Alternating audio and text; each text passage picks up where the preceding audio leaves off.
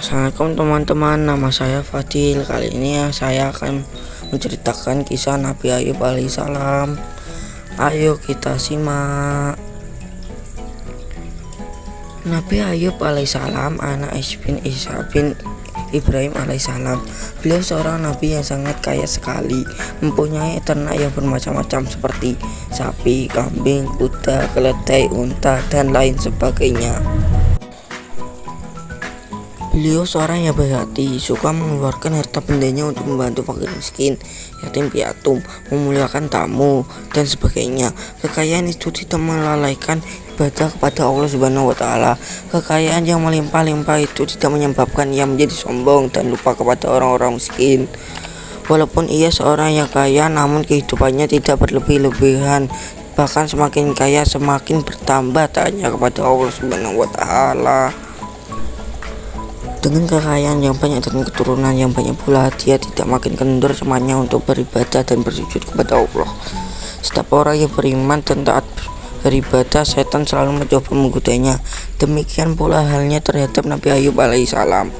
Dengan berbagai cara dan akal bulus, setan mencoba membujuknya dengan merayu-rayu dan dengan senjata yang ampuh, agar Nabi Ayub dapat bergeser dari imannya dan dari ibadahnya. Pertama, harta bendanya habis, sehingga Nabi Ayub yang tadinya kaya raya lama-kelamaan menjadi miskin. Hal ini tidak menggoncangkan keimanannya, karena beliau senantiasa ingat bahwa semua manusia lahir ke dunia tidak membawa apa-apa.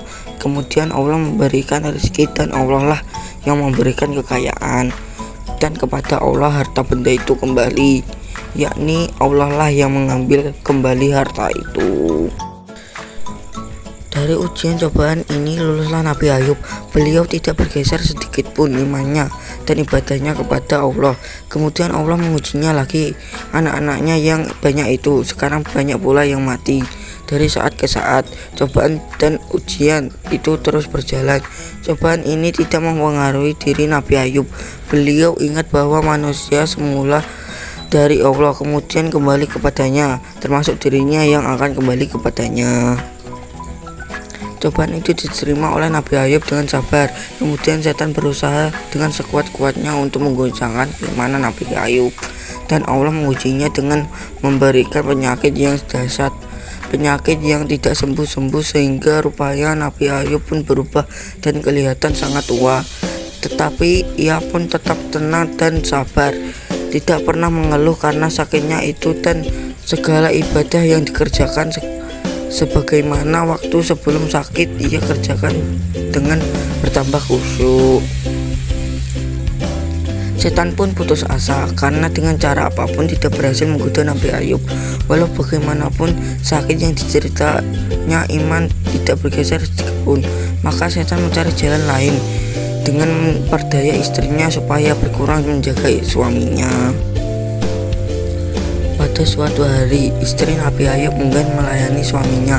Nabi Ayub pun menjadi marah kepada istrinya dengan berujar, "Jika aku sembuh, pasti kupukul 100 kali." Dan Nabi Ayub berdoa kepada Allah Subhanahu wa Ta'ala sebagaimana tertera dalam kitab Al-Quran. Ingatlah ketika Nabi Ayub menyeru kepada Tuhannya, "Ya Tuhanku, aku dapat penyakit dan cobaan yang disebabkan oleh setan." Setelah Nabi Ayub sembuh dari penyakitnya, kemudian Nabi Ayub ingin melaksanakan janjinya untuk memukul istrinya 100 kali. Maka hal itu dibolehkan oleh Allah sebagaimana firman-Nya dalam Al-Quran. "Ambillah sekerat kayu dengan tanganmu, lalu pukullah istrimu dengan itu, maka tiada kamu melanggar sumpah. Sesungguhnya kami mendapat Ayub itu orang yang sabar. Dia sebaik-baik hamba dan banyak bertaubat kepada Allah Subhanahu wa Ta'ala." Doa Nabi Ayub dikabulkan oleh Tuhan, dan Nabi Ayub pun sembuh dari penyakitnya, dan harta kekayaan pun kembali seperti sedia kala. Juga keluarga sehat-sehat seperti sedia kala. Tuhan memperlihatkan keimanan Nabi Ayub yang tidak sedikit pun bergeser walau musibah dan cobaan bertubi-tubi, sehingga setan menjadi kalah dan tidak berdaya.